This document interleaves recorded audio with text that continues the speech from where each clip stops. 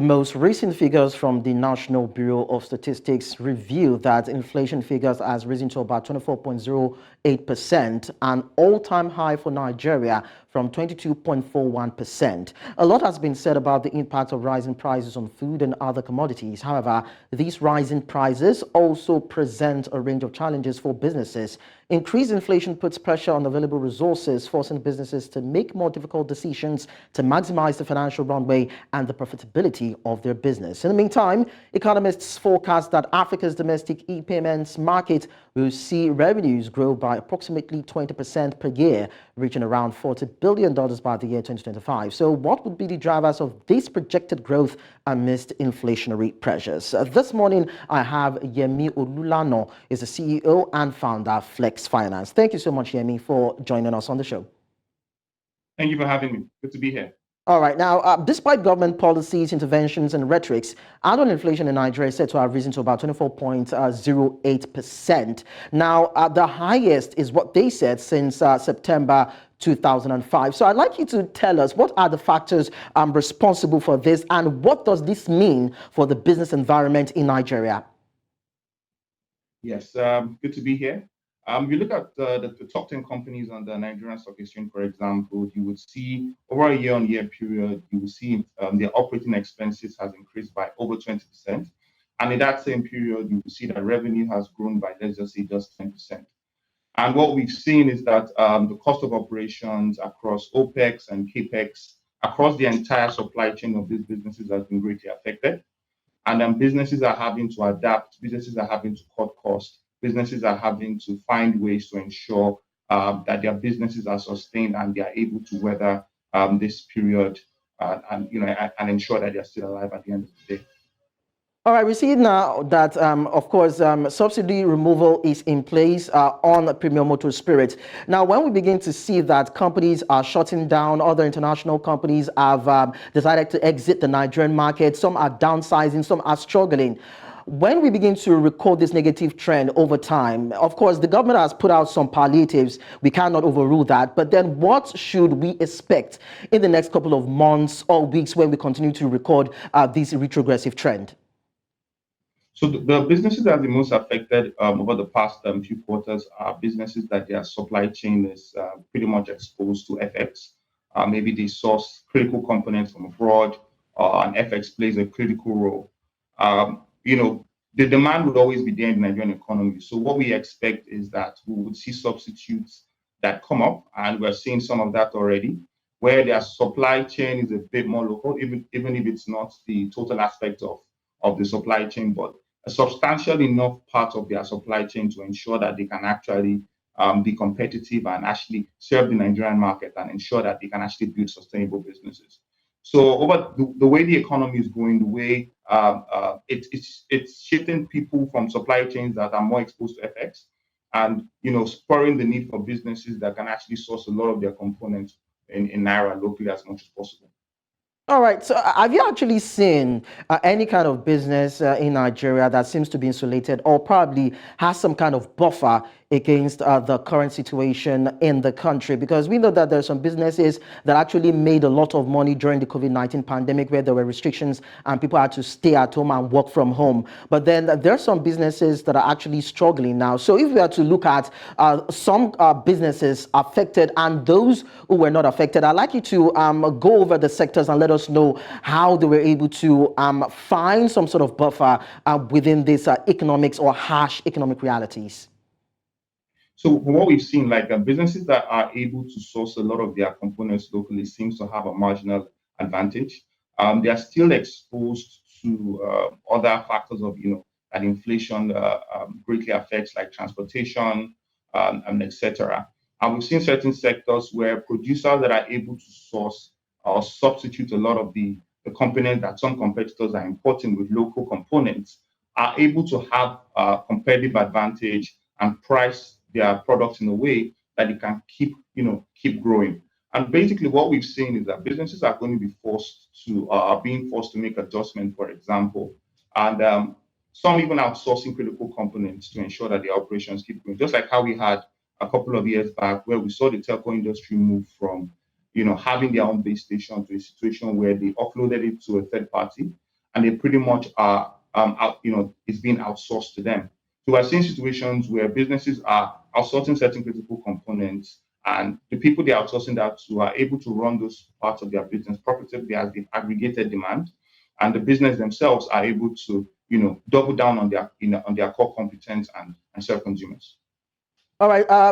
Moving on, would you say that the private sector has helped, or these businesses, as the case may be, and looking at government policies too, would you say that in any way it has helped these businesses to thrive? Because we see that the economic situation is biting hard on the informal and the formal sector, and so many of them are trying to live by. So in terms of private sector contribution and government efforts, would you say that they've done enough in assisting these small, medium enterprises and other kind of businesses to stay afloat?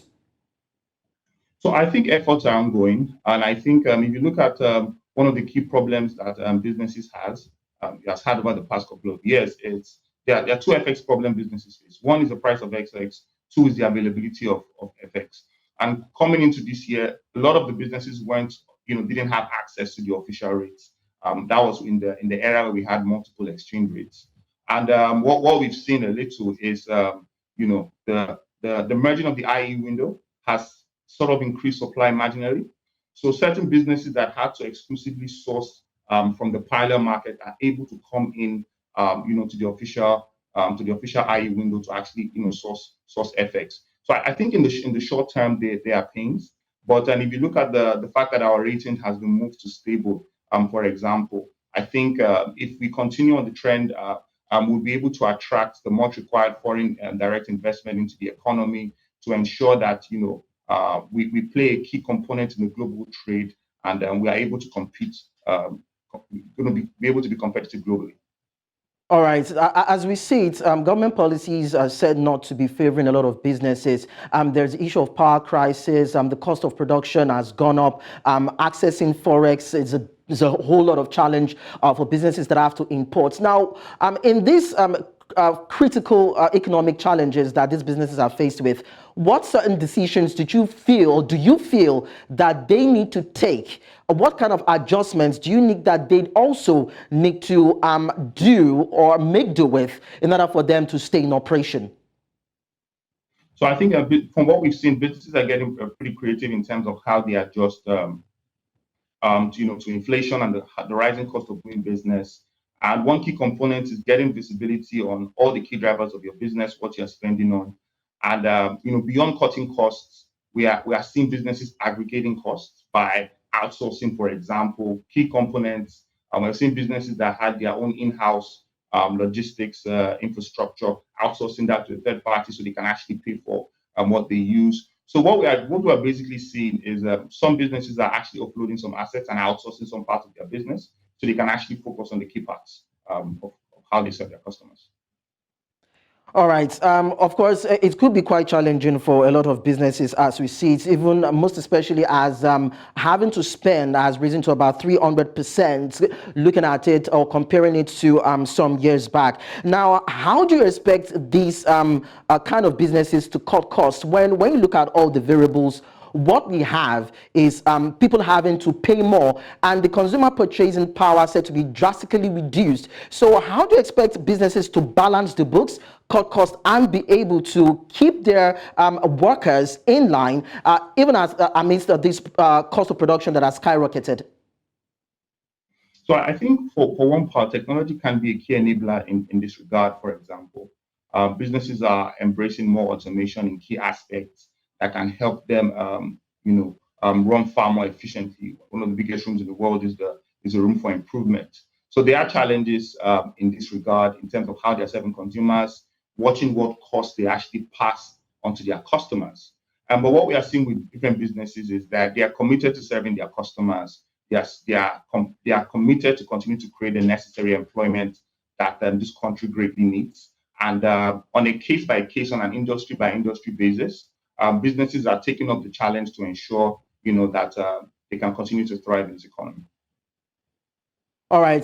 In 2020, let's just scale it up a bit to Africa. In 2020, Africa's e-payments industry across domestic and cross-border payments generated about $24 billion in revenue, of which about $15 billion were set to be domestic electronic payments. So you've talked about how technology could be a driving force. How do you think that Africa can adopt technology, because we have some other countries that are not at par with technological advancement as we see it in other continents. So we have cryptocurrency, other digital currencies coming into place. We have other technological apps and different kind of technological mechanisms coming into place to scale up businesses and transactions. Now, how do you think Africa can key into this to drive up revenue and growth in their businesses? So if you look at Africa's contribution to global GDP, you see that Africa contributes less than 3% to the global GDP. It means there's a huge opportunity for growth. And of the over 50 African countries, less than a dozen have central switches. A central switch is basically the NIPS in Nigeria that empowers us to make real-time and instant payments. I think a key component of growth of payments across the continent will be the more countries adopt the central switch type infrastructure where businesses and consumers are able to make transactions in real time, we'll begin to see a lot of value unlocked. A lot of value is currently trapped because transactions are either being done manually or in an inefficient and a very expensive way. And we're seeing a lot of African countries begin to either commission projects to launch central switches or have already gone live with certain central switches. And you can see the success story of Nigeria, for example, with the advent of NIBS and how they use NIP to revolutionize how payment is made. So as we begin to see a lot more of that, it will begin to unlock value across multiple industries as trade will become digital.